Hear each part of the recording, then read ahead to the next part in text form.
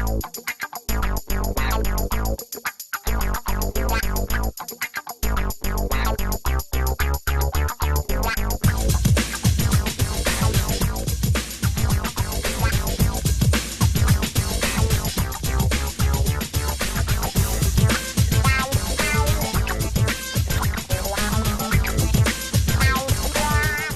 you please give us your name and a brief description of who you are? My name is Joyce Sutton-Cameron, and I am the mayor, City of Trotwood, Ohio. What is your role with the TheFunkCenter?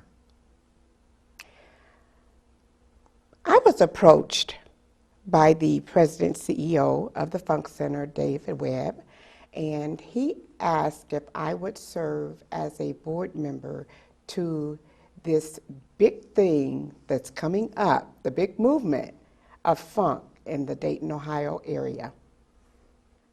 I am joining in with the plan that is already in place to have this facility built in the city of Dayton at this time. Of course, there are a lot of people that are coming from the community of Trotwood that is joining in on this venture.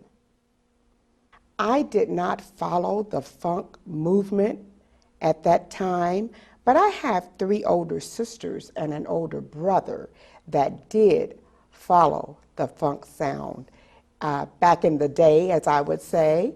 I attended Roosevelt High School, and I come from an area where bands would rehearse and practice in the house, in the garage. So our neighborhoods was full of music, just music, all kinds of music.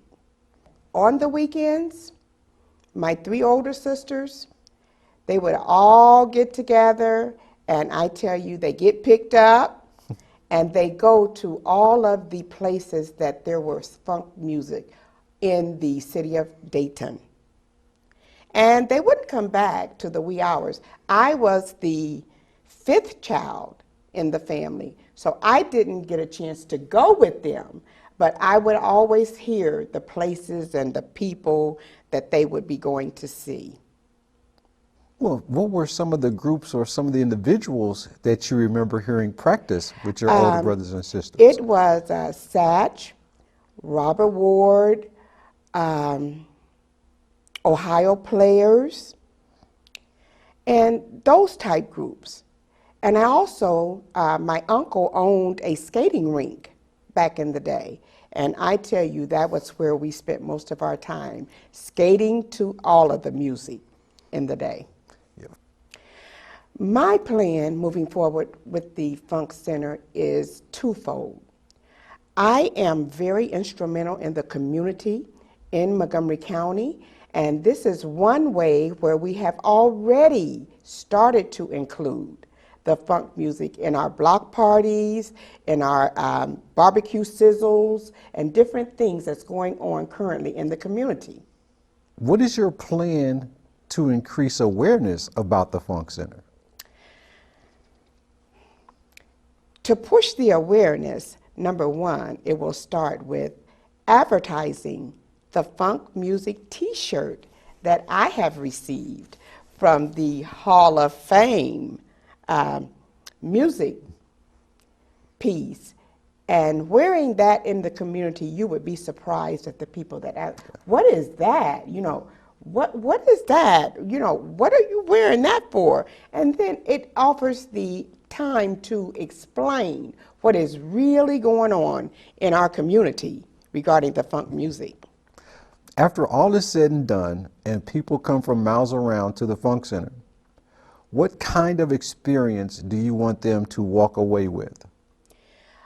I want them to walk away with the legacy of where funk music started in Dayton.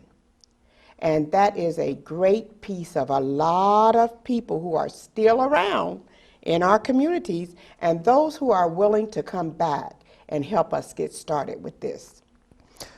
Why hasn't funk music been celebrated like we use it today? You know, there's the Wright brothers who are attributed with building the plane, but there are people that really don't know that funk music actually came from Dayton. Why do you think it's taken so long for us to celebrate it? Well, that is a individual question for the people who were the actual owners and proprietors of those groups. Some of them left the area, some of them returned, some of them split up. So it's a whole magnitude of things that you have to look at. But one important piece is they're back now, and we're going to enjoy that. Thank you very much, Joyce. Thank you.